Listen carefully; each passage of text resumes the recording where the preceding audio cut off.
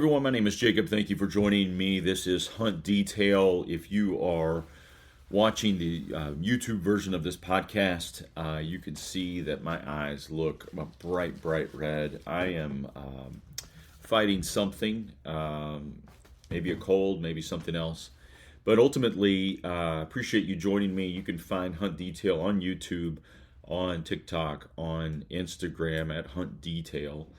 And today we're going to be talking about the proposal in Kentucky, my home state, where I currently reside, of banning trail cams. And we're going to focus specifically on cellular cams. And that is something that they're going to look at in 2024. And I think most of you listening probably have an opinion one way or the other.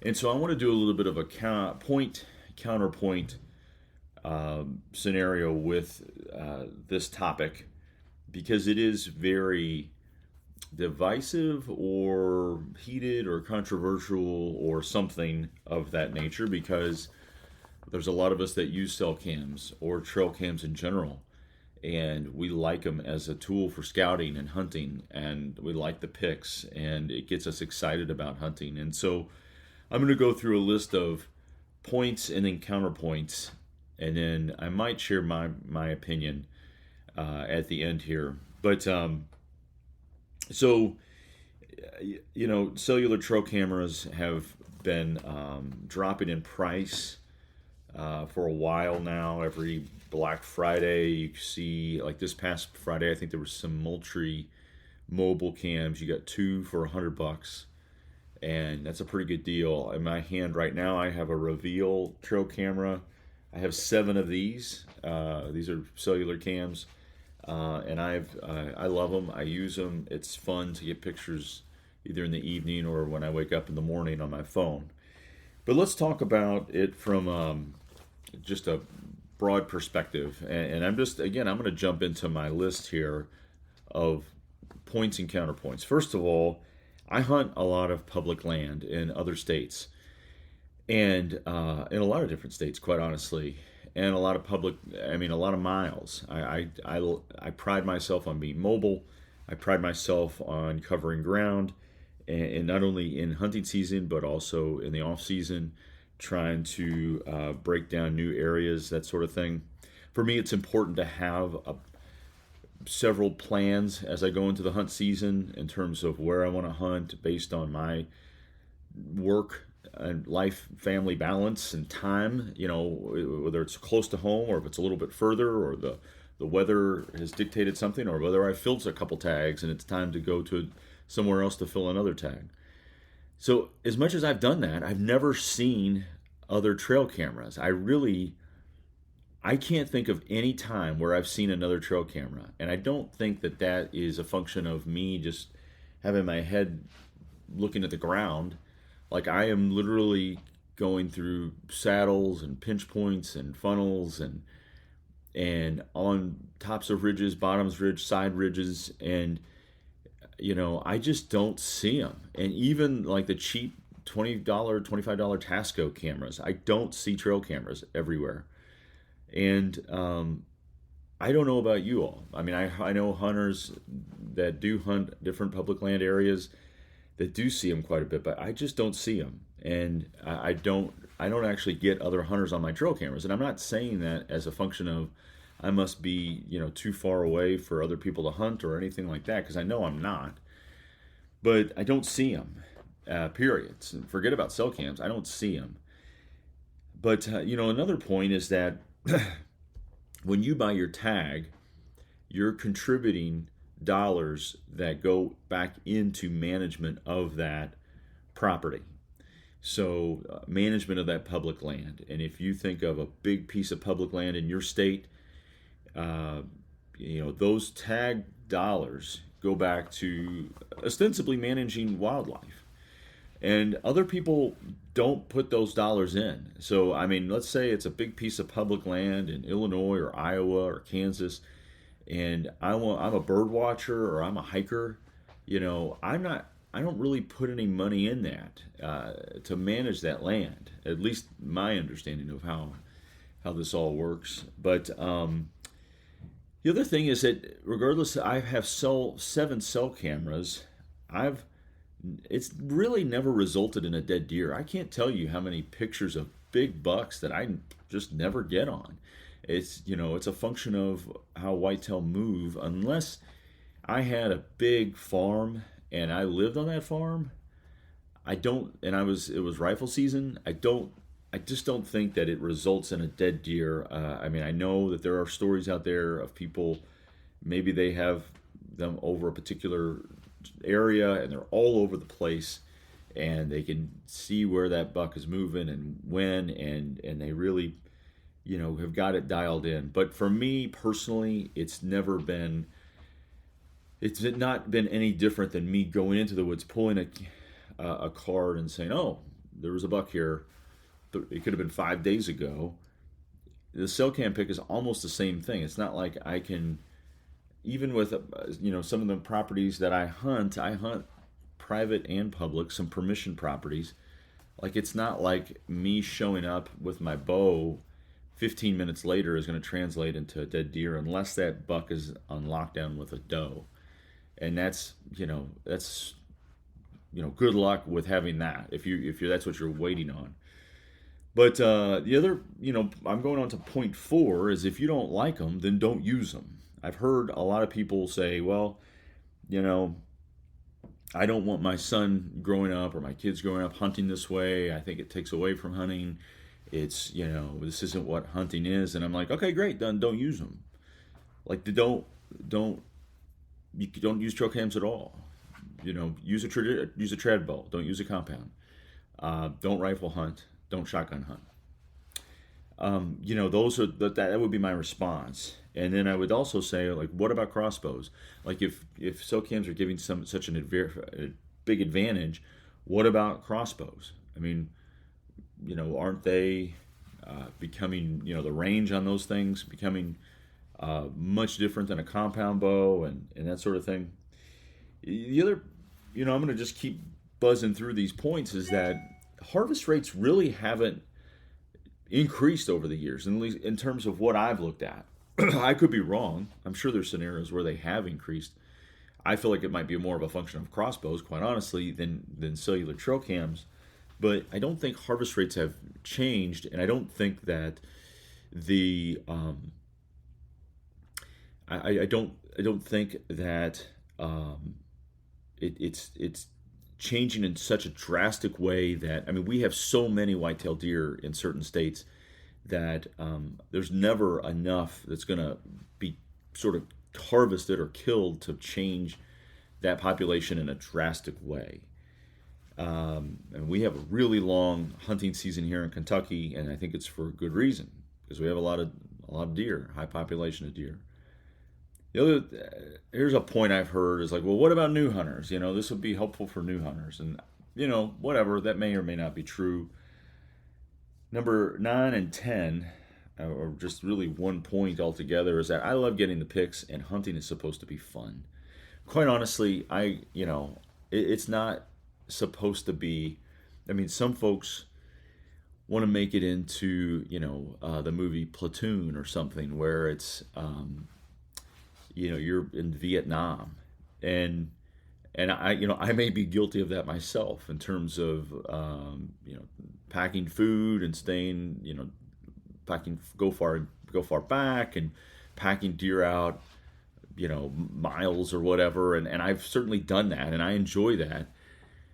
But it's ultimately supposed to be fun, and if somebody shoots a giant buck off the back of their porch in their underwear and with a rifle, and it's all legal, then I've got no problem with it. And as long as they're enjoying it and doing it the way they want to do it, then that's fine. I don't need someone else to impose on me what and how I should hunt. And then, the other thing is that, there are cameras everywhere. So if you're in a Costco or Walmart parking lot, you've got a camera on you. If you're at a stoplight, you got a camera on you. When you're checking out at a self-check, there's 2 cameras on you at a grocery store. And then, lastly, there's just not enough people to police a ban on trail cameras. There's not enough wardens, so if you ban it, there's going to still be people using it and that sort of thing. And I've heard that argument. So those are my points. These are points opposed to the ban of cell cameras. And it really, to be honest with you, another thing is why is it being brought up? It hasn't been a problem. Why is this a problem? So here's the counterpoints. And so public land is for everyone, and that does include those that are bird watchers, that are hikers. And I think a lot of us, myself included, go out to the woods to get away from technology. We don't go there for more plastic, metal, antennas, cameras, all that stuff. We go there to get away from that stuff.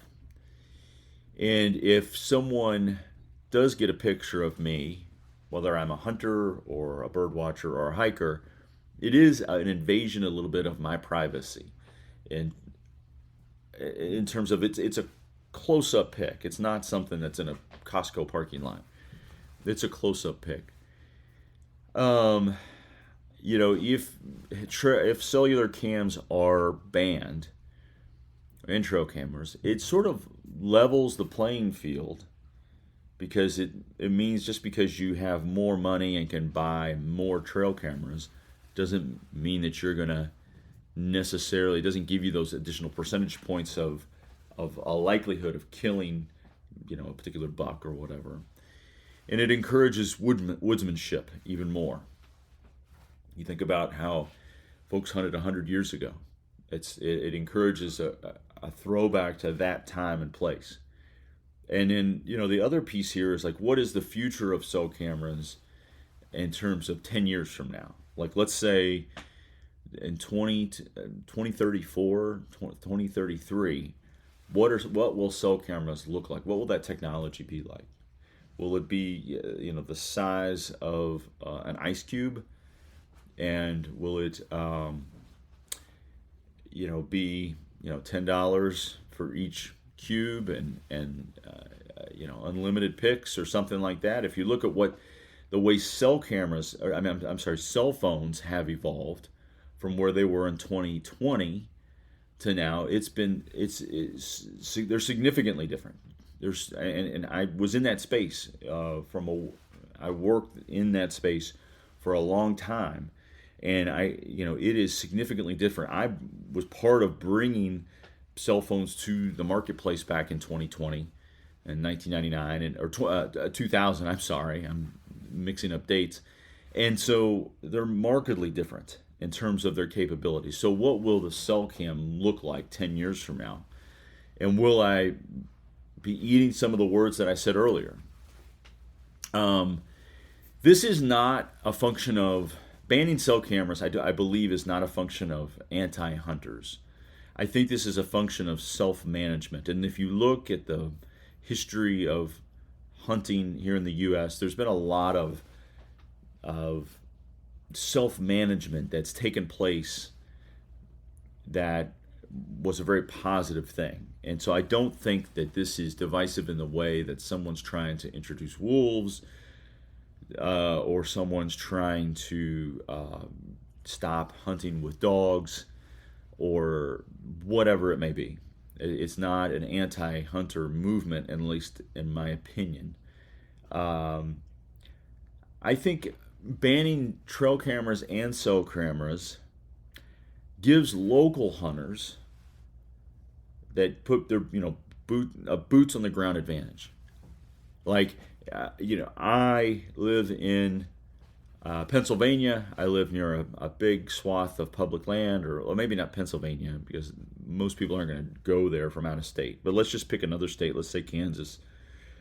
Not Kansas, but let's pick Iowa. If I got drawn for Iowa, I'm not able to use trail cameras. It puts those local hunters at an advantage because they're there in the moment. They see what's happening as they drive the roads. They see the chasing. They're in the woods, and it gives the local hunters an advantage, maybe even just a small percentage point advantage over the out of state hunters. And I trust me, I hunt a lot of out of state places. It would be difficult for me. It would make it harder for me because I'm like, oh, I can't see in real time, or even with trail cameras in general, I can't see what's going on. So, or what's available, what big bucks are there, what's the inventory look like. So those are sort of the points and counterpoints, and this is where I land. And I think again, if we look to the future and we say, what does this look like 10 years from now? Why do I go to the outdoors? Why do I go to the woods? It is to get away from technology, get away from other people, to get some time in my own head, or in time to dissolve into the landscape.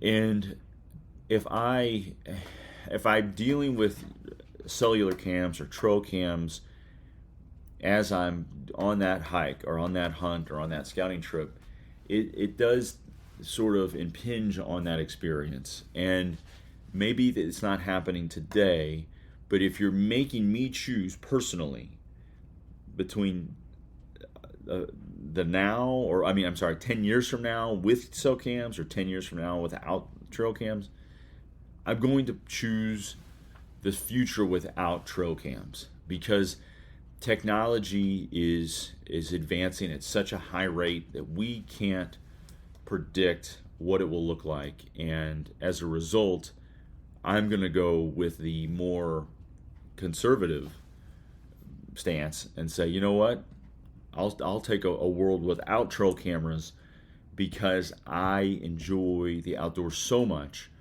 and I don't want technology impinging on it. And I know it kills me to say that, because I don't get the pictures. I love cell cam pictures. I love trail cam pictures. I think it's a great scouting tool. There are bucks that I would never see with my eye that are out there that I may never kill, but they get me. Those pictures get me out there. And it's almost like pictures of Bigfoot. It's like, oh, wow, Bigfoot lives here. This is motivation to get my hiney out of bed and get out there, at 4:30 in the morning or whatever it is.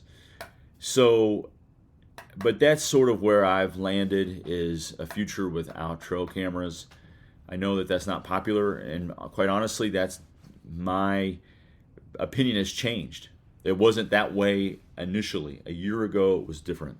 And I was arguing with people online about why there's nothing wrong with trail cameras, and why are we, I literally was arguing with people online about it.